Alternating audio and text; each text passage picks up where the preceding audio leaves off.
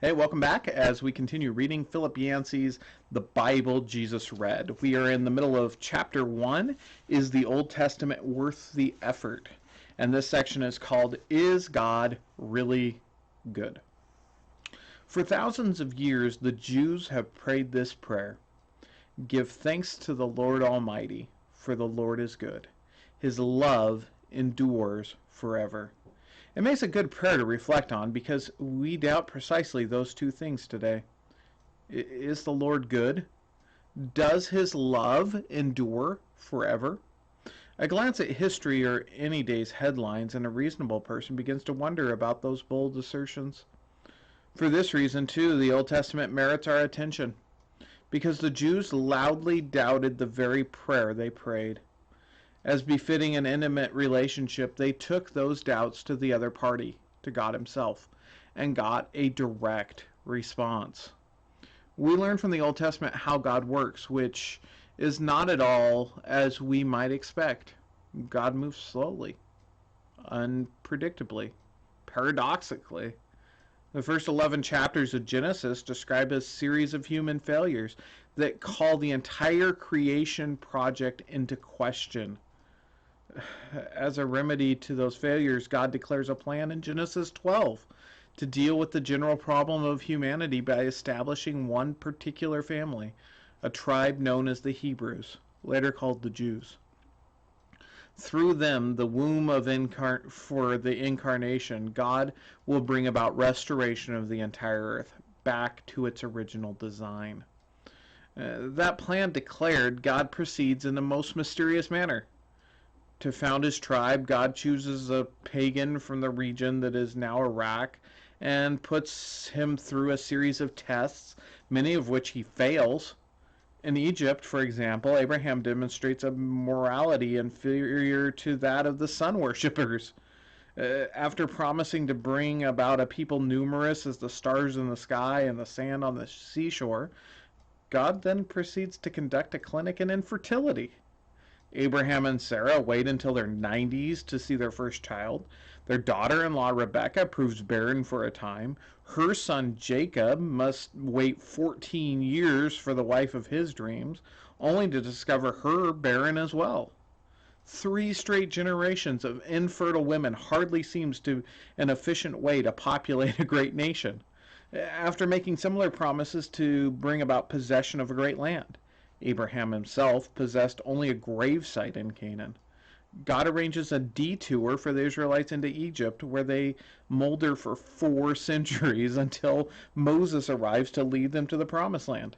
A wretched journey that takes 40 years instead of the expected 2 weeks. Clearly, God operates on a different timetable than that used by impatient human beings.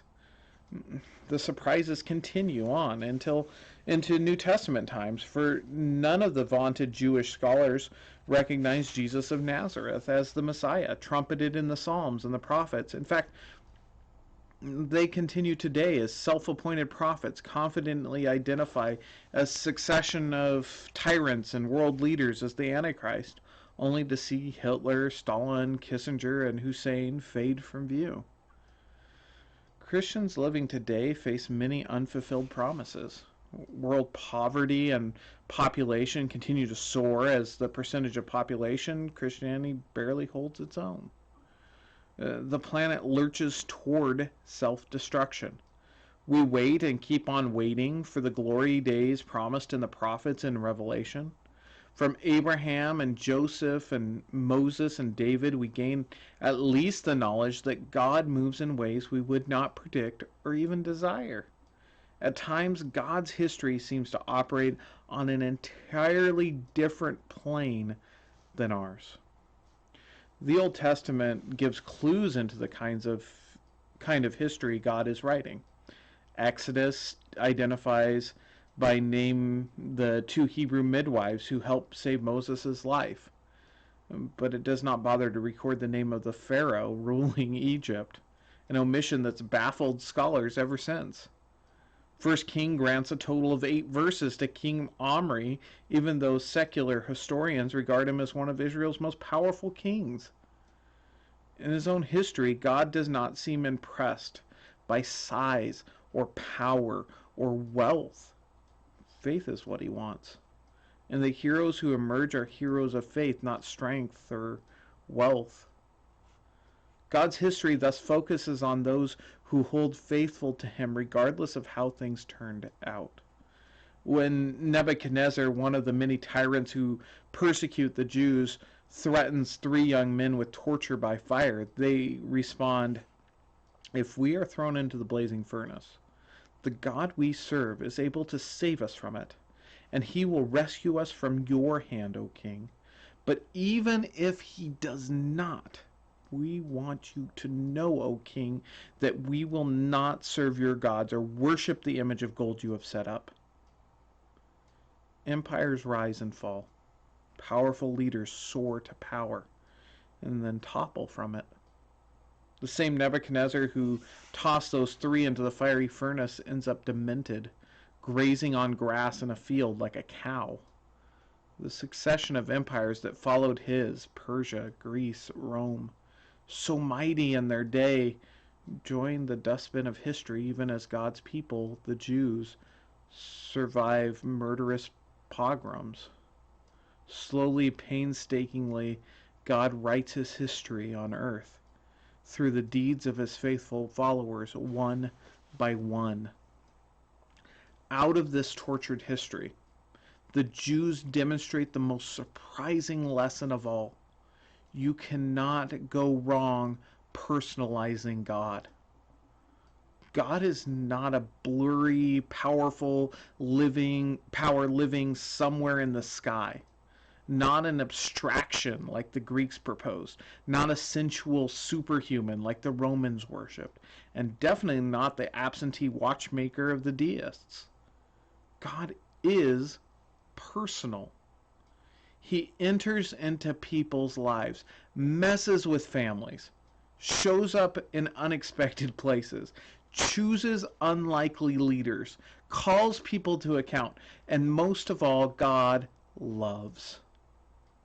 As the great Jewish theologian Abraham Herschel put it in The Prophets, to the prophet, God does not reveal himself in an abstract absoluteness, but in a personal and intimate relation to the world. He does not simply command and expect obedience.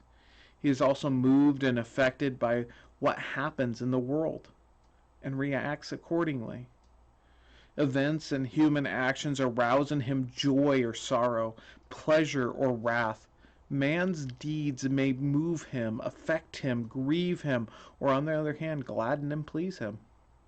The God of Israel is a God who loves, a God who is known to and concerned with man. He not only rules the world in the majesty of his might and wisdom, but reacts intimately to the events of history. More than any other word pictures, God chooses children and lovers to describe our relationship with him as being intimate and personal. The Old Testament abounds with husband-bride imagery. God woos his people and dotes on them like a lover doting on its beloved. When they ignore him, he feels hurt, spurned, like a jilted lover. Shifting metaphors generationally, it also announces that we are God's children.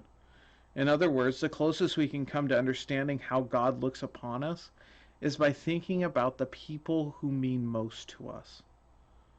Our own children, our lover. Think of a doting parent with a video camera, coaxing his year-old daughter to let go of the living room coffee table and take 3 steps toward him. "Come on, sweetie, you can do it. Just let go. Daddy's here, come on." Think of a love-struck teenager with her phone permanently attached to her ear, reviewing every second of her day with a boy who is himself infatuated enough to be interested. Think of those 2 scenes and then imagine God on one end and you on the other. That is the message of the Old Testament. And that's where we're going to leave off today. We'll see you next time.